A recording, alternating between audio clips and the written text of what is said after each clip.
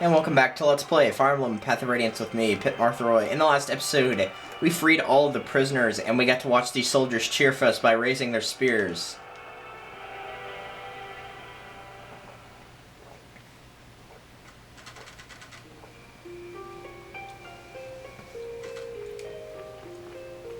Alright, if I remember correctly, this next chapter is a very interesting one. So Micaiah kind of snuck away from the party. I think everybody was having a party right now. So let's see. Hello, Tormod. There's something wrong with Miriam.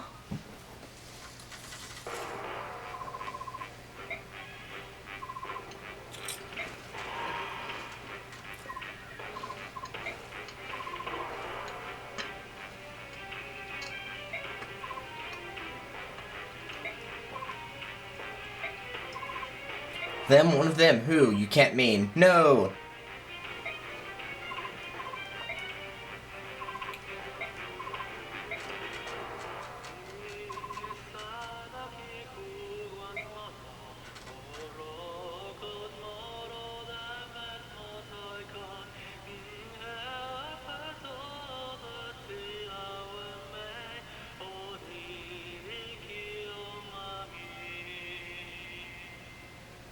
Love that song, it's so awesome.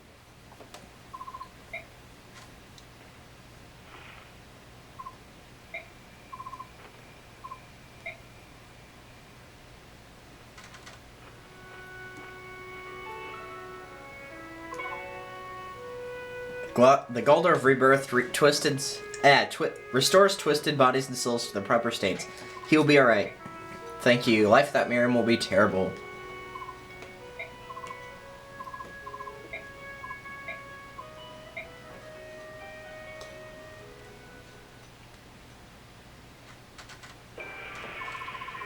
Fair Ones in the Mad King's War. Dayan's military developed living weapons. They were called Fair Ones, Lagoos that have been warped and twisted by terrible experiments. If you've played Path of Radiance, you know who those are. It's the Lagoos that don't transform back whenever you're fighting them, mostly in the Twisted Tower. That's what the Feral Ones are. Terrible, you say? Do you mean to refute the highly effective results of my brilliant research? Then it was you! And what's wrong with that? Blah blah blah blah. Transforming Lagoos into Fair Ones drastically shortens their lifespans, it destroys their sense of self, and they do nothing but fight until they die. Which is true. Not that we need to sacrifice people that Izuku was saying, I'm saying it's true, it does make them completely different.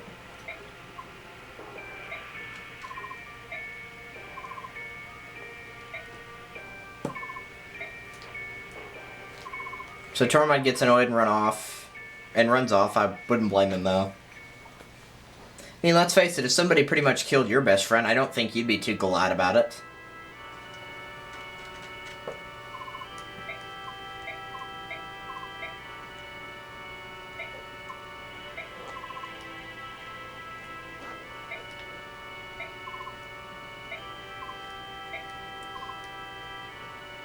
Alright, through all of this, basically what happens is, you remember that guy on the left, Numida, was talking with General Jarod? They basically act like they did not know what was going on, and so they kind of forced all the blame onto the army of Jarod.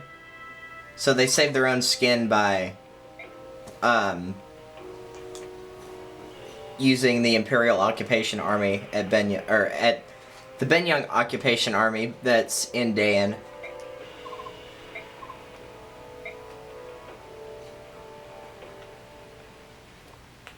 Now, that one guy, Sephirin, was not in on that, but the other two were.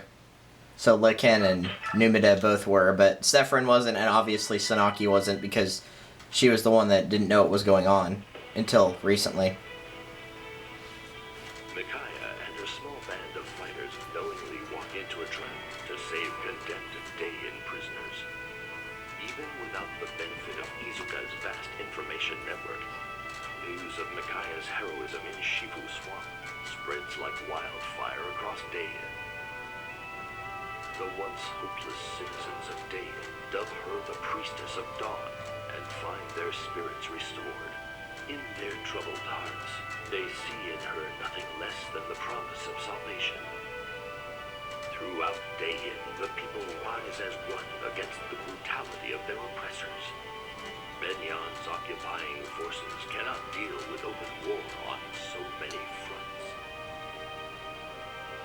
General Jarod redeploys his men to key locations to better defend the capital city. Jarod's forces still outnumber those of the Dayan liberators, and he has hardened his defenses in hopes of holding off Micaiah's army. The liberation forces fight with a fury not to be denied, however, and the occupation army begins to lose its will to fight. Breaking through enemy lines again and again, Micaiah's forces gain vital ground and momentum.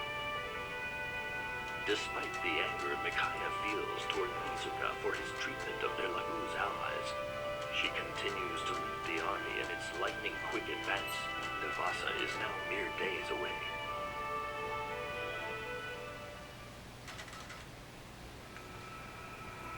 Chapter 9, One Survives.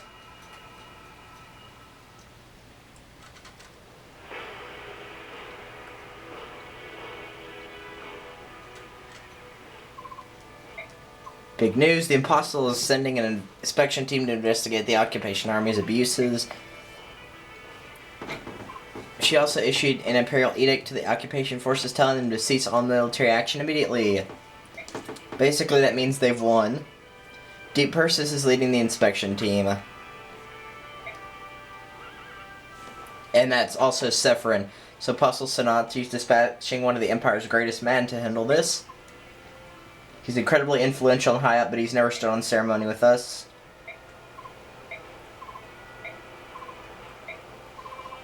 So that Tormod just tells them to spread the news because he's still mad at Izuka and all that.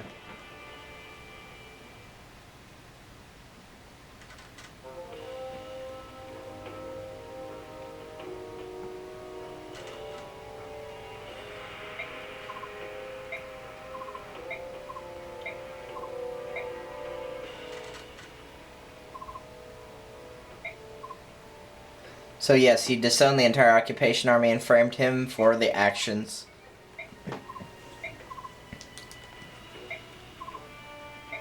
So what they want to do is, if I'm to fall, so should the one who upended our plans and drove us to the dead end, that girl.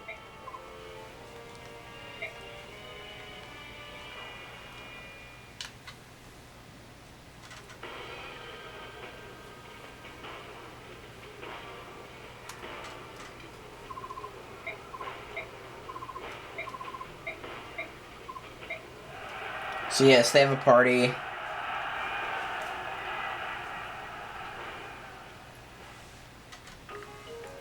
So let's go to the info. So you have Peleus.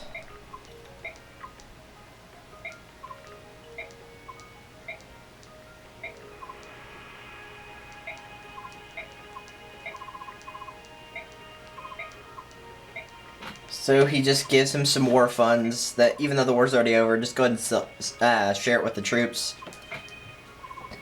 You will need it, so he gives you 10,000 gold.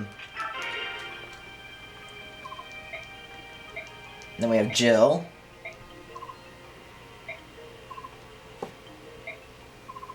And she's like sneaking away from the party.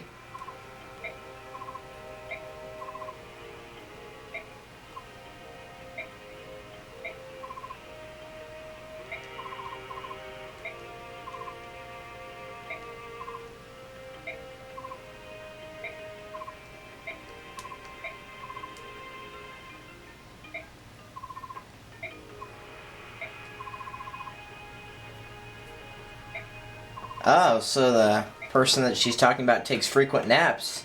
If you played the last game, you know who that is. And she gives her a pass scroll. A pass scroll will allow you to walk through enemy units. Now, if you notice, only Micaiah is selected. That's right, this is going to be basically a mission with just Micaiah. One other person will show up, though. So I can't really award the EXP.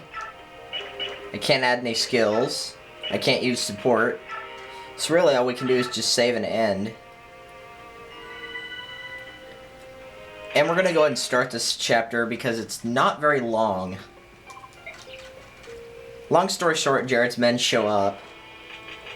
You can't choose your unit's reposition, it's just Micaiah.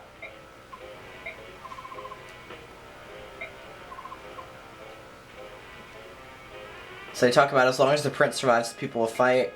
And he says the real treasure whose radiance attracts the people like moths to flame is you.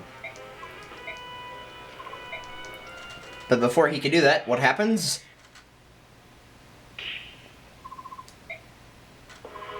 Who are you? The Black Knight. That's right, he has returned. He was once one of the four riders of Dan. Right, that's precious. You're the legendary Black Knight? Maybe you haven't heard. He died in the war. That's right, Ike defeated him in Nados Castle 3 years ago. But it looks like he has survived.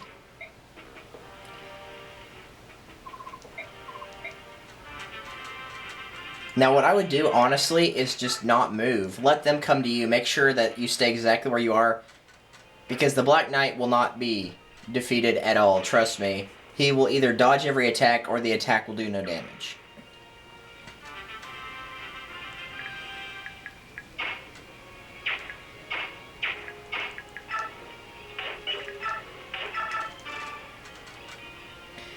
His sword Alendite has a range as well as a regular attack, both of which are extremely strong.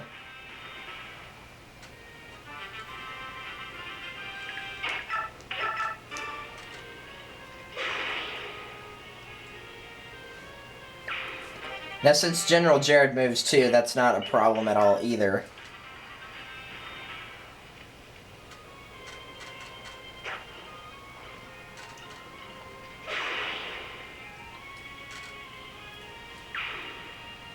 This is really just kind of a plot filler episode. As an actual battle goes, it's horribly easy.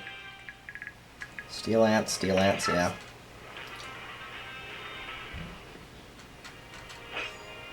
See, no damage. And he got ellipse. That just like triples the damage or quadruples the damage or something like that.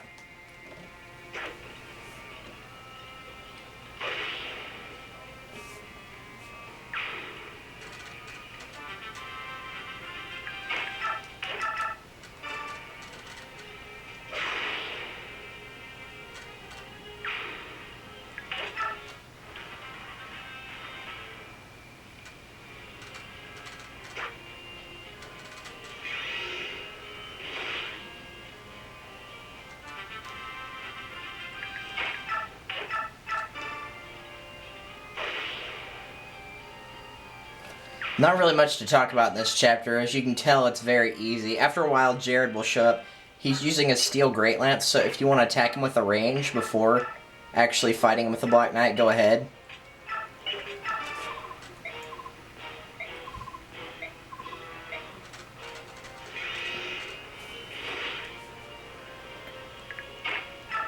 Now, as for the Black Knight, he's still going to do a lot of damage to Jarod, so don't worry about not being able to defeat him.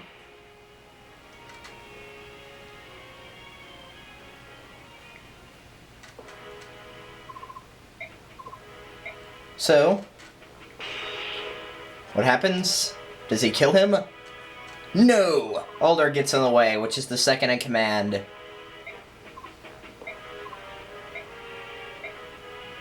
So he dies. Why don't you kill me? My sword is not made for killing those who will not raise their weapons. You've got to be kidding me. Yeah, seriously, you've got to be kidding me. So Jarod leaves.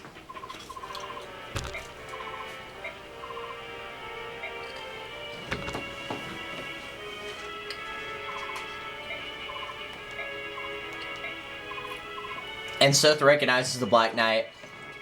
And he instantly says, Micaiah, run. The knight saved my life. Micaiah, do you know who this is? Black Knight, yes. The scum that General Ike defeated in Nados Castle 3 years ago, so how can he be alive? You're correct, Ike did defeat me, but I managed to escape. What do you want? I want for Dan to raise its banner as a kingdom again, because he's a rider of Dan, so that does make sense. By letting Jarod go, I may have allowed something terrible to happen.